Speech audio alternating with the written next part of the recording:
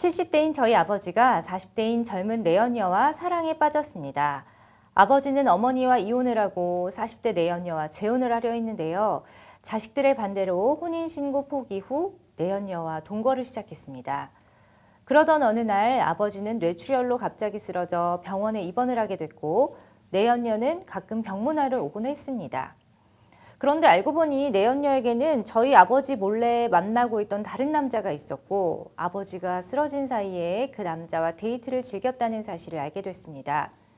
그러나 저희 아버지는 그 사실을 모른 채 결국 병원에서 급작스레 세상을 떠났고 이후 공개된 아버지의 유언장 내용은 정말 충격적이었습니다. 바로 전 재산 약 30억 원을 동거녀에게 증여한다는 내용이었는데요. 저희 가족은 이대로 허무하게 아버지의 전 재산을 파렴치한 내연녀에게 모두 뺏기게 되는 걸까요? 라는 질문 주셨습니다. 와, 이거는 뭐 정말 그 막장 드라마에 나올 법한 그런 사연이었어요. 근데 정말 당사자는 굉장히 당황스럽고 화가 많이 나실 것 같습니다. 자, 보통 법률상 규정되어 있는 1순위 상속권자는 자녀나 또 배우자잖아요. 이 경우에 내연녀 상속 1순위가 되는 건지 이게 성립이 되는 건지도 궁금합니다. 내연녀는 상속 1순위가 될 수 없죠. 그죠? 왜냐하면 법률혼을 했다고 지금 사실관계를 좀 파악해야 되는 게 좀 몇 개 있는데 동거를 시작했다. 혼인신고 포기 후 어쨌든 혼인신고를 포기했다. 그렇기 네. 때문에 혼인을 안 했다. 안 했다는 얘기죠. 그러면 결국은 사실혼 관계 혹은 동거겠죠. 동거거나 사실혼 관계. 그러면 사실혼 관계나 동거 관계는 상속 순위라는 게 있을 수가 없겠죠. 예, 직계 비속과 배우자가 상속 1순위니까요. 그렇기 때문에 상속 1순위는 될 수 없다. 예. 네. 그 부분은 참 그 안심하셔도 될 부분인데 네. 또 이렇게 좀 괘씸할 수도 있을 것 네. 같아요. 어쨌든 아버지를 속이고 또 다른 사람과 바람을 피고 있었다는 것에 대해서 그 내연녀를 상대로 또 취할 수 있는 조치가 따로 있을까요? 이게 아까도 말씀드렸듯이 우선 전처와 한마디로 지금 사연을 보내주신 그 분들의 자녀분들의 부모님, 어머니와 이혼을 했다라고 나와 있거든요. 네. 이혼을 했으면 사실상 아버지는 배우자가 없는 법률혼 배우자는 없는 거고 왜냐면 네. 아까 혼인신고 포기했다라고 했으니까요. 네. 그렇기 때문에 결국에는 1순위 상속권자는 당연히 자녀들이 될 겁니다. 직계 존속이 배우자가 없으니까. 네, 그렇죠. 그래서 자녀들만이 우선 어찌됐든 1순위 상속권자들이 될 것이고요. 네. 지금 이 사안이 유증인지, 그러니까 유언에 의한 증여인지 네. 사인 증여인지도 잘 나와 있지는 않는데 유언장이 있다라는 걸 보니까 유언에 의한 어찌됐든 증여가 발생을 했다라는 것 같아요. 그래서 만약에 유언장이 적법하게 요건을 모두 갖춰가지고 유증이 발생한 거라고 가정을 한다면 네. 사실상 타인에게도 유언에 따라서 적법한 유언이면 그 증여를 할 수 있기 때문에 네. 피상속인의 사망을 이벤트로 해서 예. 줄 수 있기 때문에 자녀들은 상속을 못 받고 받을 게 없고 유류분 반환 청구 소송을 통해서 자신의 어떤 일부 지분만을 회수할 수 있는 것으로 보입니다. 야, 그러면 진짜 이게 어떻게 보면 유언장이 네. 키포인트네요. 그렇죠. 유언장이 매우 네. 키포인트입니다. 그렇습니다. 네. 전 재산 약 30억 원 중에서 유류분 반환 청구 소송으로 만약에 받을 수 있다면 가족들 혹은 자녀들이 돌려받을 수 있는 금액은 어느 정도 될까요? 그러니까 상속 순위 뭐 1순위자, 2순위 한마디로 직계 비속이냐 혹은 직계 존속이냐 형제자매냐에 따라서 비율이 좀 달라지는데 네. 일반적으로 지금 이제 직계 비속들만 있으니까 직계 비속의 어떤 유류분 반환 청구권은 법정 상속분의 2분의 1까지만을 인정을 합니다. 그렇기 때문에 법정 상속분이라고 하면 통상적으로 계산이 사실 되게 복잡하거든요. 네네. 네, 그냥 간단하게 말씀을 드리자면 자녀가 예를 들어서 2명입니다. 그러면 2명이서 2분의 1, 2분의 1씩 받겠죠. 그럼 35억 원이면 15억, 15억 이겠죠. 네. 이게 법정 상속분입니다. 예, 원래. 그럼 이 법정 상속분의 다시 2분의 1. 한마디로 전체 상속 금액에 내가 받을 구체적 상속분의 4분의 1 정도라고 좀 보시면 될 것 같아요. 그러면 지금 같은 경우에는 30억 원의 4분의 1이면 7억 5천 정도 되겠죠. 네. 그래서 7억 5천 정도 인정된다고 봐야 할 것 같습니다. 아, 네. 그러면은 유류분 반환 청구 소송을 하면 7.5억은 무조건 받을 수 있다라고 보면 되는 거예요? 네. 그렇게 보면은 안 되죠. 보면 안 되는데 그래도 네. 받을 확률이 높습니다. 네네. 어쨌든 소송을 해야 되는 거군요. 네네네. 알겠습니다. 자, 유류분 반환 청구권은 원하는 때 언제든 행사를 할 수가 있는 건지 아니면 또 소멸시효라는 게 또 법에는 있잖아요. 네, 이게 그렇죠. 또 따로 있는 건지 궁금해요. 소멸시효 있습니다. 상속의 개시와 반환해야 할 증여 또는 유증한 사실을 안 때부터 네. 1년, 1년 이내에 해야 하고 혹시나 만약에 그 발견들을 이제 나중에 하게 되는 경우들도 있지 그렇죠. 않겠습니까? 그렇기 때문에 상속이 개시된 때로부터 10년이 경과한 때도 시효가 소멸을 합니다. 네, 어쨌든 소멸시효는 반드시 있고 네. 그 안에 하셔야 된다라는 건데 자, 내연녀가 혼인신고를 하지 않은 동거인이다라고 아까 말씀을 해주셨어요. 직계가족 그러니까 저는 그 유언장이 우리가 키포인트라고 얘기를 하고 있는데 제3자잖아요. 어떻게 보면 이 내연녀 같은 그렇죠. 경우. 그런데도 유언의 효력이 있네요.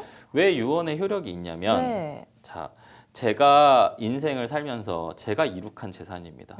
내 거니까. 사적 자치의 원칙, 사적 자치 원칙상 이 자본주의 사회에서 혹은 아니면 이런 사회에서 내가 생성한 재산들을 내가 뭐 증산이라는 표현도 좀 맞지 않지만 이렇게 쌓아 올린 네네. 재산을 처분할 권리는 당연히 나에게 있겠죠. 있지.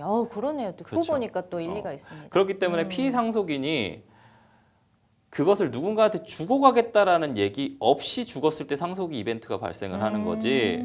내가 미리 내 재산을 어디다 쓸지에 대해서 결정을 했다면 그걸 먼저 당연히 존중을 해줘야겠죠. 네. 그러면 이걸 다시 사실 조금 더 앞으로만 돌려보시면 시간상 돌아가시기 전에 예를 들어서 본인이 자동차도 사고 네. 집도 사고 아니면 막 뭔가 소비를 했습니다. 네. 소비를 30억을 하고 갔어요. 그걸 자녀들이 말릴 수 있나요? 없죠. 내 돈 가지고 내가 쓰겠다는데. 그 말씀을 예. 드리는 겁니다. 그러니까 내가 30억을 장미꽃을 사는데 30억을 썼습니다. 네. 그래도 막을 수는 없잖아요. 네. 근데 왜 대체 상속 이벤트나 혹은 유언장에 들어갔을 때는 자기들의 지분이라고 자녀분들이 얘기하는지 모르겠어요. 완전 그 재산은 맞아요. 사실 자기들 게 아니거든요. 그러네요. 그러니까 그런 어떤 법적인 어떤 마인드를 가지고 리걸 마인드를 가지고 바라본다면 사실 유언장에 의해서 유언을 해서 제3자나 누군가 타인에게 내가 어떻게 이 나의 재산, 이룩한 재산을 처분하겠다라는 걸 미리 남기고 간다면 당연히 법은 그걸 먼저 보호해야 된다는 뜻이죠. 이제 확실히 알았고 드라마에서 이제 그런 유언 가지고 유언장 가지고 싸운 일 너무 많이 아직도 그쵸. 그런 나오잖아요. 그런 거 보면은 이제 조금 다른 시각으로 보게 될 것 같긴 그래서 해요. 할아버지와 아버지의 눈치를 보게 되는 거죠.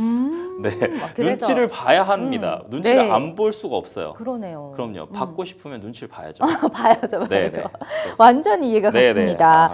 네, 자 유언에 의한 증여 또 유증이 효력을 갖기 위해서 갖춰야 할 필수 조건이 있다고 하는데 어떤 건가요? 우리나라는 그렇기 때문에 유언을 사실 좀 뭔가 이제 자녀나 혹은 아니면 상속권자들이 피상속인 한마디로 사망을 한 그 이제 막 돌아가실 것 같은 그분들의 재산을 노리는 경우들이 많고 그것이 자신의 마치 재산인 것처럼 생각을 해서 맞아요. 유언장을 위조한다거나 네. 혹은 아니면 미리 증여에 대한 문제들을 뭔가 막 이제 치매가 걸린 분들 자기들끼리 혹은 준비하고 네, 막 뭐 이런 부분들이 상당히 많기 때문에 예. 법에서는 유언의 효력을 발생시키기 위해서 5가지의 유언만 인정을 하고 나머지는 다 인정하지 않습니다. 어떤 그래서 건가요? 매우 엄격한 요건들을 실제로 요구하고 있거든요. 네. 그래서 자신의 자필로서 네. 한마디로 돌아가실 분이 사망하실 것 같은 분이 뭐 사망하시기 전에 훨씬 전에 이제 유언장 쓰셔도 미리 상관없는데 작성하셔도. 네, 유언 내용이나 날짜, 주소,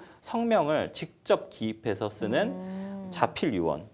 그다음에 자신의 어떤 녹음을 하면 이제 증인들을 이제 좀 불러서 하는 그런 형태인데 예. 녹음 유언이 있습니다. 그다음에 공정 증서를 발급하는 이제 공증사무소에 가서 하는 공정 증서 유언. 그다음에 이제 이게 비밀스럽게 우리 이제 영화에서 많이 보지 않습니까? 예. 그래서 비밀 증서 유언. 비밀로 남겨놓고 뭐 예를 들어서 변호사들이 이제 나중에 나중에 돌아가시고 와가지고. 나서 딱 나와서 네. 아, 이게, 가방에서 네, 서류 그렇죠, 꺼내가지고. 그렇죠. 그걸 이제 비밀 증서 아. 유언이라고 하고요. 구수증서 유언, 당연히 비밀증서 유언이나 구수증서 유언, 구수증서 유언이라는 거는 자기가 말로 하는데 증인들이 많이 있는 상황에서 하는 유언입니다. 그래서 비밀증서 유언이나 구수증서 유언 같은 경우에도 결국에는 이제 미리미리 해놓고 증인들이 많이 있는 상황에서 만들어야 되는 부분들이죠. 그래서 엄격하게 요건들을 요구하고 있고 이 요건에 해당되지 않으면 전부 다 무효입니다. 아, 그럼 이 네. 5가지 중에 한 가지는 반드시 해당이 돼야 유효한 그렇죠. 거죠. 이 5개 중에 안 되면 무조건 유언으로서 효력이 없습니다. 네. 알겠습니다. 자, 제가 가족들의 입장이라면 사실은 이제 자식 입장에서는 내연녀가 너무 얄밉습니다. 어쨌든 뭐 아빠를 잘 돌봐준 건 고맙지만 또 바람을 피고 있었다는 사실이 약간 조금 기분이 나쁘잖아요. 그래서 그렇죠. 한 푼도 주고 싶지 않다는 생각을 할 수도 있을 것 같은데 유언장 내용을 전부 혹시나 이 질문하면서도 좀 나쁜 사람 같은데 내가 왜 나쁜가요? 무효로 만들 방법 없는지 유언장 자체를 실제로 그 어떤 재산을 착복하기 위해서 네. 그렇게 접근하시는 분들도 계시고요. 실제로도. 네. 그리고 이제 보면은 내연남이 또 있었지 않습니까? 그러니까요. 그러니까 이제 이 돌아가신 우리 그 아버님을 위해서 최선을 다한 것 같지는 않아요. 그렇기 때문에 이걸 이제 무효로 만드는 것도 되게 필요할 수도 있어요. 그런 경우에는 네네. 이 5가지 요건, 한마디로 5가지 유언 방식에 맞지 않다라는 걸 주장을 해서 유언 무효 확인 소송을 해서 다퉈서 유언을 무효로 만들 수는 있습니다. 아, 유언 무효 확인 소송이 또 네네. 따로 있군요. 그쵸, 그쵸. 알겠습니다. 참고되셨으면 좋겠네요. 마지막으로 우리 상담자님을 위한 조언 한 말씀 좀 부탁드릴게요. 답답하고 참 억울하시겠지만 앞에서 말씀드린 바와 같이 유언의 효력을 다투거나 최악의 상황에서는 유리분 반환 청구 소송이라도 해야 되고 실제로는 1순위 상속권자들이기 때문에 일부분이라도 회수할 수 있고 특히나 아까 MC님 말씀하셨지만 이 여자분이 다른 사람과 바람을 피고 있었습니다. 네. 그렇기 때문에 뭐 이건 동거와 만약에 사실혼 관계로 되더라도 재산 분할 청구를 했을 때